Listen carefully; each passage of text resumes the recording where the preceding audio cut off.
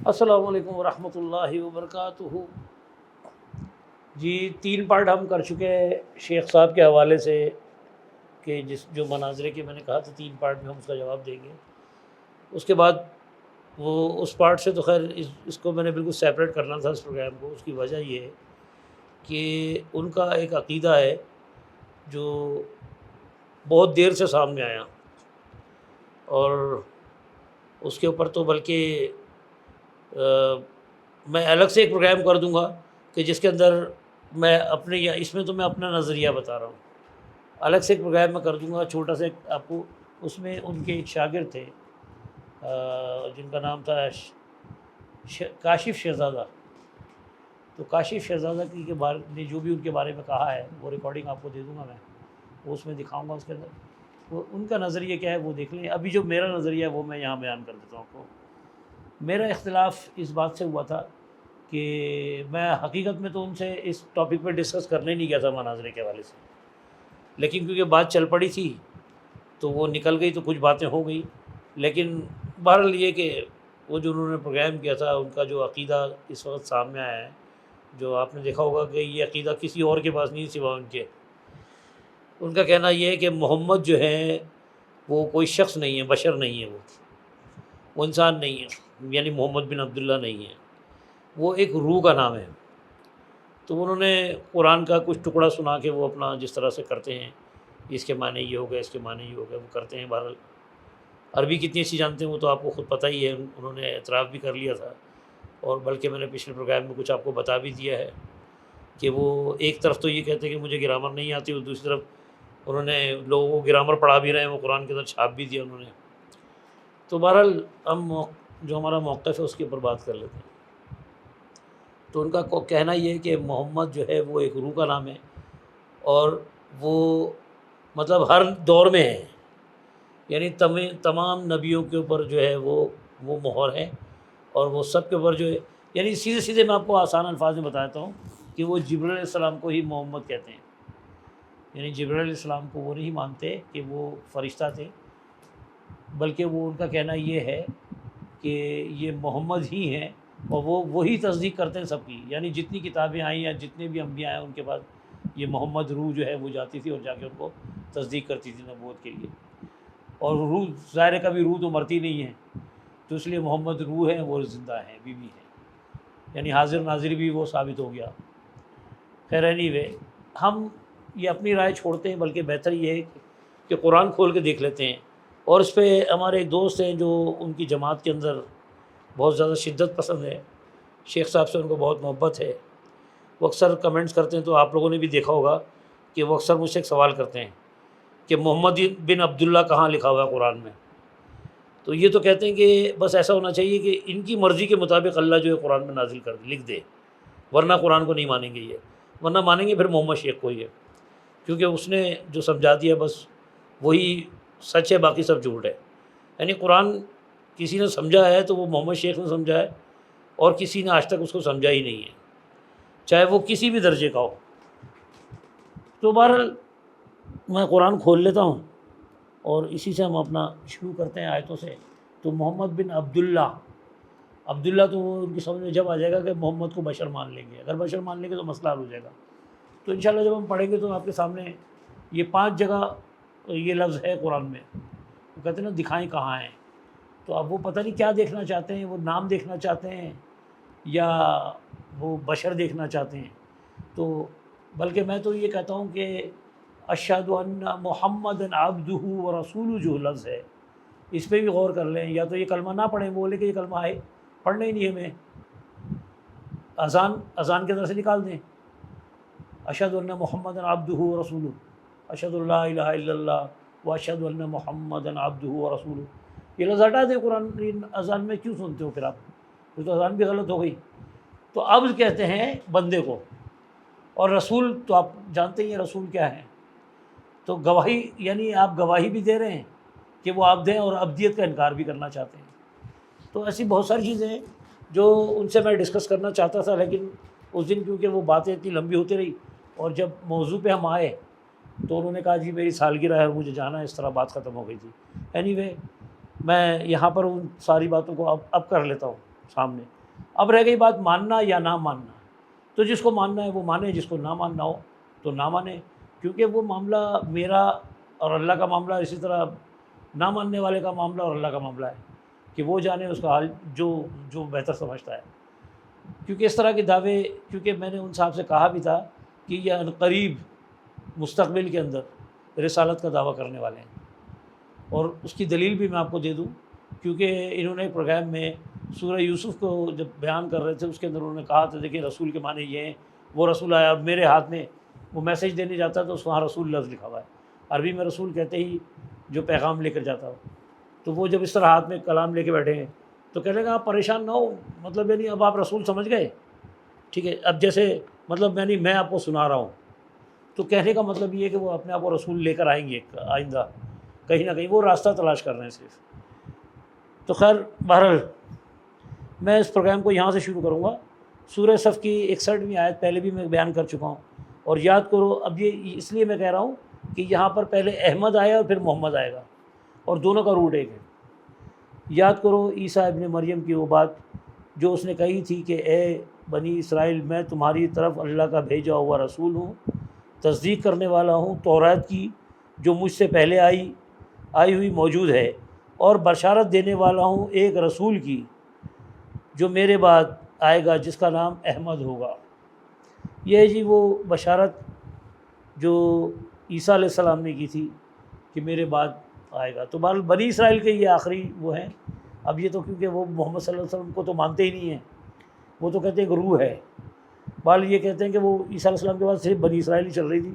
اب وہ محمد کوئی بھی ہو سکتا ہے، محمد شیخ بھی ہو سکتا ہے وہ ان کے حساب سے. مگر جب ان کے پاس کھلی نشانیاں لے کر آیا تو انہوں نے کہا یہ تو سری دھوکہ ہے. یہ لیں جی وہ محمد تو آ بھی چکے، کیونکہ یہاں لکھا ہوا جب لے کر آ گیا، ٹھیک ہے. اب یہ پتہ نہیں وہ کون سے محمد تھے، اب وہ آ گئے ہیں اور لوگوں نے کہہ دیا سری دھوکہ ہے. تو اب ہو سکتا ہے کیونکہ وہ تو ختم نبوت کو کہتے ہیں کہ نبوت تو ختم ہو ہی نہیں سکتی، وہ تو ایک مہر کا نام ہے. یعنی بھی آگے چلتے ہیں.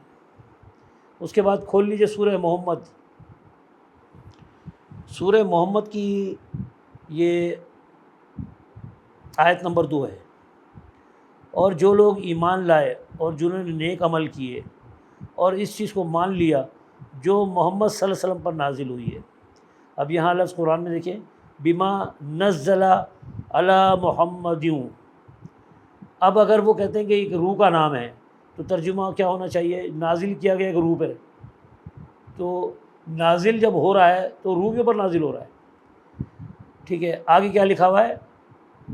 اور جو محمد صلی اللہ علیہ وسلم پر نازل ہوئی اور ہے وہ سراسر حق ان کے رب کی طرف سے. اللہ نے ان کی برائیوں کو ان سے دور کر دی، اللہ نے ان کی برائیاں ان سے دور کر دی اور ان کا حال درست کر دیا. وَهُوَ الْحَقُّ مِن رَبِّهِمْ.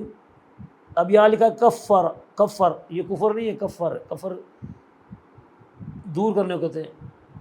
انہم ان سے سیئاتہم ان کی برائیاں، یعنی جو بھی چھوٹی موٹی ان کے اندر تھی، کوتاہیاں کہہ لیں یا جو بھی کمزوریاں تھیں، اللہ نے وہ ان سے دور کر دی.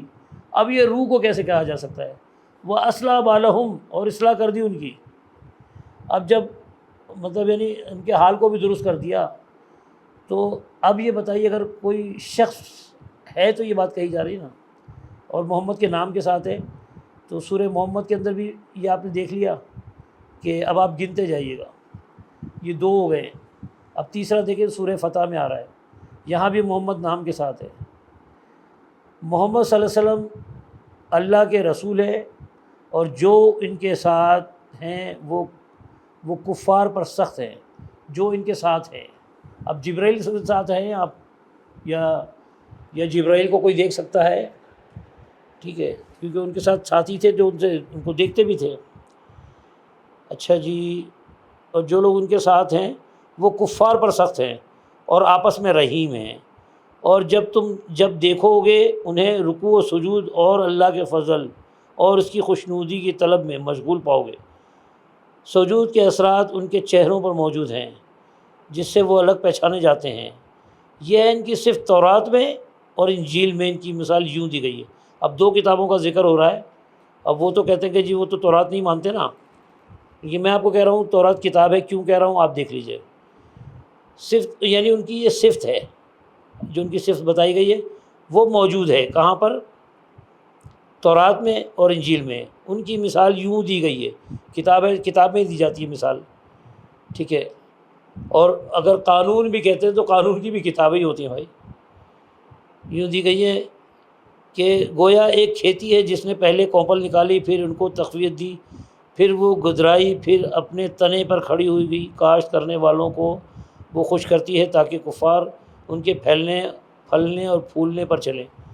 اور اس گروہ کے لوگ جو ایمان لائے ہیں اور جنہوں نے نیک عمل کیے ہیں، اللہ ان سے مغفرت اور بڑے اجر کا وعدہ فرمایا ہے۔ یہ ہے جی۔ اس کے بعد پھر آگے آ جائیے، تیسری دفعہ محمد کا ذکر، سورہ آل عمران کھول لیجیے گا، اس میں 144 آیت نمبر ہے۔ محمد اس کے سوا کچھ نہیں کہ بس ایک رسول ہے۔ وما محمد الا رسول قد خلت من قبل رسول۔ اچھا یہ ہاں، محمد اس کے سوا کچھ نہیں کہ بس ایک رسول ہے، ان سے پہلے اور رسول بھی گزر چکے ہیں، پھر کیا اگر وہ مر جائیں یا قتل کر دیے جائیں تو لوگ ان سے الٹے پاؤں پھر جائیں گے؟ یاد رکھو جو الٹا پھر جائے گا وہ اللہ کا کچھ نقصان نہ کرے گا، البتہ جو اللہ کے شکر گزار بندے بن کر رہیں گے انہیں وہ اس کا اجر دے گا۔ اچھا جی، یہ اس کے اوپر بات نکلی تھی ان کے ایک پروگرام میں، تو جب انہوں نے کہا کہ اب یہ اسٹارٹ ہی محمد سے ہو رہی ہے کہ محمد رسولیں کہا جا رہا ہے، پھر اگر وہ ان سے پہلے بھی رسول گزر چکے ہیں، یہ کہا جا رہا ہے کہ ان سے پہلے بھی گزر چکے ہیں، یعنی اسی ٹائپ کے رسول، اور یہ بھی شخص ہیں۔ اب آگے کہا پھر اگر وہ مر جائیں تو کیا روح مرتی ہے؟ روح تو نہیں مرتی نا، اگر محمد روح ہے تو اللہ کیوں کہہ رہا ہے پھر اگر وہ مر جائیں، اور اشارہ بھی نہیں کی طرف ہے محمد صلی اللہ علیہ وسلم پر کہ مر جائیں یا قتل کر دیے جائیں۔ اب روح نہ مرتی ہے نہ روح کو آپ قتل کر سکتے ہیں، تو لوگ الٹے پاؤں پھر جائیں گے۔ تو یہ لوگوں کو کہا جا رہا ہے کہ اگر مطلب یعنی وہ تعلیمات کو آپ چھوڑ دو گے اگر وہ آپ کے درمیان میں نہیں رہیں، تو یہ والی بات کہی جا رہی ہے۔ تو اس کے اوپر اس پروگرام پہ ایک بچے نے ان کو ایک سورہ زمر کی آیت سنائی تھی، انک میت و انہم میتون۔ تو ان کا کہنا یہ تھا کہ اس میں کہاں ہے محمد رسول اللہ؟ تو اس پہ میری بات چلی تھی ان سے کہ کام مخاطب کا صیغہ ہوتا ہے، اور وہ آپ صلی اللہ علیہ وسلم کے لیے، کیونکہ جس پہ نازل ہو رہی ہے خطاب اللہ اسی سے کرے گا، کیونکہ مخاطب وہی ہے کتاب میں۔ تو وہاں انک میتم و انہم میتون، تو وہاں کہا جا رہا ہے کہ اے نبی اگر آپ کو موت آ جائے، آپ کو بھی موت آنی ہے اور ان سب کو بھی موت آنی ہے، تو اگر وہ خطاب سے مراد یہ لیتے ہیں کہ وہ خود لیتے ہیں پڑھنے والا، تو پھر وہ کہنا چاہ رہے ہیں کہ یعنی وہ رسول اللہ بننا چاہتے ہیں، اس کا مطلب ہے کہ ان کو بھی موت آنی، کیونکہ رسول پہ کتاب نازل ہوئی ہے۔ اور اگر وہی ہیں، محمد شیخ ہی سے کہا جا رہا ہے، تو اس کا مطلب یہ ہے کہ پھر ان کا موقف وہی ہے کہ رسول اللہ، یعنی کیونکہ رسول کا مطلب تو وہ بتا چکے ہیں سورہ یوسف کا حوالہ دے کے۔ تو اب اگر آپ یہ مانتے ہیں تو پھر آپ کے سامنے جو میں نے بات کہی تھی کہ وہ اپنے آپ کو رسول اللہ کہلوانا چاہتے ہیں، جیسے احمد عیسیٰ نام کا ایک شخص ہے، وہ غالباً کینیڈا میں ہے، اس نے ان کو بھی چیلنج کیا ہے، وہ بھانپ گیا ہے کہ یہ محمد رسول اللہ بن رہے ہیں۔ تو اس کا بھی اگر یوٹیوب پہ یا نیٹ پہ یا گوگل کر کے آپ دیکھ لیں تو آپ کو مل جائے گا احمد عیسیٰ کے بارے میں، اس نے ان کو بھی چیلنج کیا ہے، کیونکہ وہ اپنے آپ کو یہی کہتا ہے۔ تو اب اگلی آیت دیکھ لیں، یہ 4 ہو گئے، 5ویں دیکھ لیں، سورہ احزاب کی 40ویں آیت ہے۔ اچھا یہ آیت بڑی اہم ہے، اس کے اوپر میں ذرا تھوڑی سی وضاحت کر دوں گا کہ ما کانا محمد ابا۔ اب یہ ما کانا محمد ابا لکھا ہوا ہے، ابا کا مطلب ہوتا ہے باپ، اور وہ جو باپ دادا کہتے ہیں نا، کسی کے باپ دادا نہیں ہے، اس کے اوپر کھڑا مد ہوتا ہے۔ آپ قرآن کھولیں اور دیکھیں جہاں کھڑا مد آئے گا نا، آبا لفظ ہے وہ، یہ لفظ ہے ابا، اور وہ لفظ ہوتا ہے آبا کہ جس کے لیے باپ دادا کا لفظ استعمال ہوتا ہے، اور یہ ڈکشنری میں بھی ملے گا آپ کو۔ تو یہ اس کے ترجمے میں انہوں نے تھوڑا سی ڈنڈی ماری ہے کہ باپ کی جگہ باپ دادا کر دیا انہوں نے، کسی کے باپ دادا نہیں ہے۔ تو یہاں کہا جا رہا ہے کہ لوگوں، محمد تمہارے مردوں میں سے کسی کے باپ نہیں ہے۔ آدم رجالکم، رجال کہتے ہیں مرد کو، تمہارے مردوں میں، رجالکم تمہارے مردوں میں سے کسی کے ابا نہیں ہیں، یعنی آبا نہیں ہے، یہ ابا نہیں ہے، یعنی کسی کے باپ نہیں ہے۔ ولیکن رسول اللہ، لیکن وہ رسول ہے۔ اب یہ لفظ ہے خاتم النبیین، اس پہ میں بات کروں گا۔ خاتم کا مطلب جو مہر ہے، جو یہ کہتے ہیں خاتم کا مطلب جو ہے مہر، تو اردو میں مہر کہہ رہے ہوتے ہیں وہ، اور کہتے ہیں کہ انہوں نے کیونکہ انگلش ٹرانسلیشن پڑھا ہے تو وہ سیل آف پروفٹ کہتے ہیں۔ اب سیل آف پروفٹ کو سمجھ لیں کہ سیل کیا ہوتی ہے۔ سیل جیسے اگر میں آپ کو مثال دوں کہ وہ جو سیل لے رہے ہیں، پہلے میں وہ بتا دوں آپ کو. وہ سیل وہ لے رہے ہیں کہ جس طرح ایک خط اگر بھیجتے ہیں تو آپ نے دیکھا ہوگا ڈاک خانے کی ایک سیل لگی ہوتی ہے، وہ لاک لگاتے ہیں اور اس کے اوپر جب اسٹیمپ لگاتے ہیں تو وہ امبوز ہو جاتی ہے تھوڑی سی، یعنی وہ جس کو وہ پہنچنی ہے وہ محفوظ ہاتھوں تک پہنچ جائے اور اس کے بعد وہی اس کو کھول کے دیکھے. یہ وہ والی سیل لیتے ہیں یہ، ٹھیک ہے. لیکن سیل کا معنی اگر آپ وضاحت میں جاتے ہیں تو سیل کیا ہے؟ کہتے ہیں جی کمپنی کو سیل کر دیا. اب سیل میں اس میں بھی یہی ہوتا ہے کہ کمپنی کو اگر سیل کر دیا کسی شک کی بنیاد پر تو اس کے اوپر جو ایک تالا لگاتے ہیں اور ٹیپ لگا کے اس پہ بھی باقاعدہ سائن ہوتے ہیں اور اسٹیمپ لگتی ہے، سرکار کی اسٹیمپ لگتی ہے اور ایک سائن کر کے اپنی کہ جس نے سیل کیا ہے اس کی سائن ہوتی ہے اور اسٹیمپ ہوتی ہے گورنمنٹ کی. اب وہ تالا کوئی توڑ نہیں سکتا، یعنی وہ محفوظ ہو گئی بالکل، جس طرح وہ خط محفوظ جا رہا تھا نا ڈاک خانے کا کہ کسی کے ہتھے نہیں چڑھے. تو اسی طرح سے اب یہ اس کا فیصلہ جو ہے نا یہ وہی کرے گا جس کو اختیار ہو.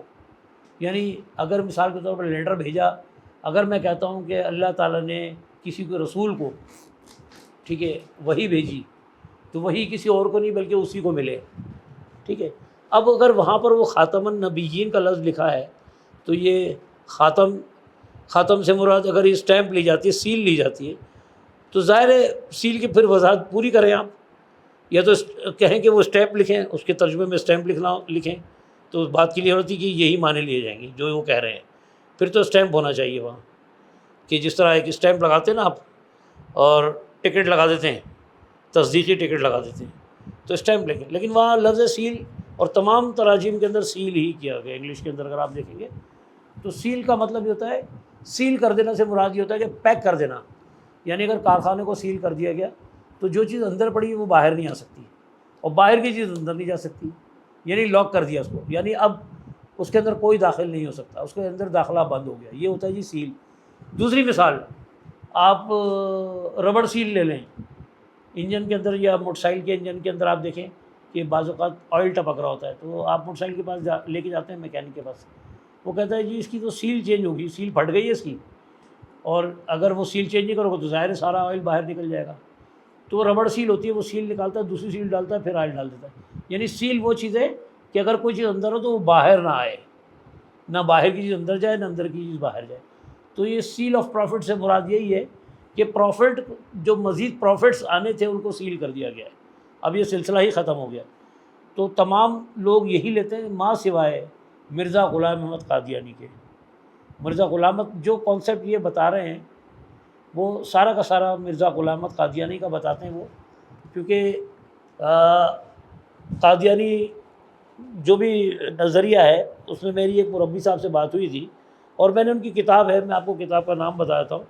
قادیانیوں کی جو مشہور کتاب ہے جو یہ مطلب اپنے مربیوں کو پڑھاتے ہیں، اس کا نام ہے دعوت امیر.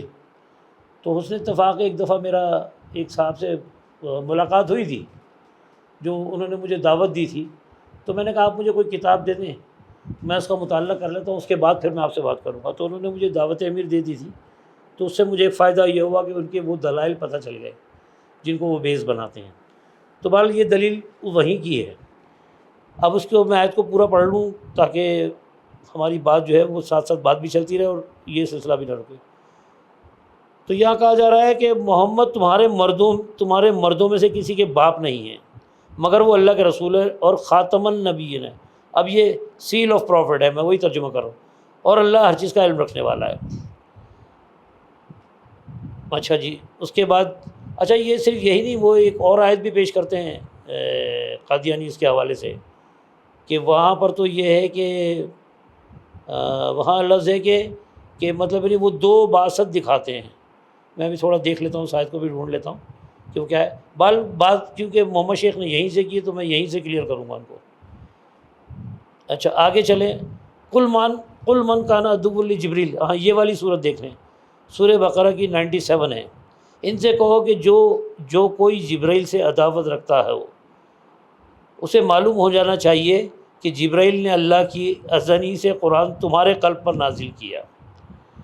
اچھا یہاں پر بات کی جا رہی ہے کہ تمہارے قلب پر نازل کیا. اب تمہارے قلب سے مراد کیا ہے؟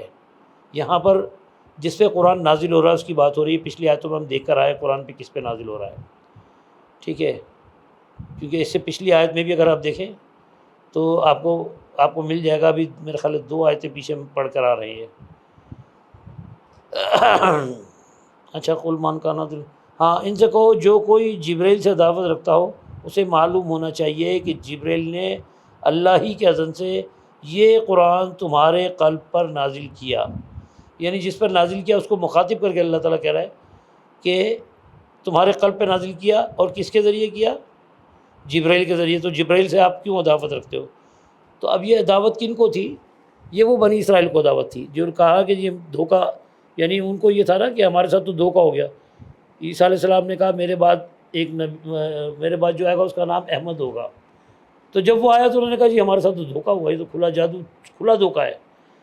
تو وہ ان کا کہنا یہ تھا کہ یہ جو جبریل علیہ السلام جس کو روح الامین کہتے ہیں، بیسیکلی یہ ہے وہ روح الامین ہے۔ تو وہ امانت میں ان سے خیانت ہو گئی کہ وہ آنا رسالت یہاں چاہیے تھی ہماری قوم میں، لیکن وہ چلی گئی عربوں کی طرف۔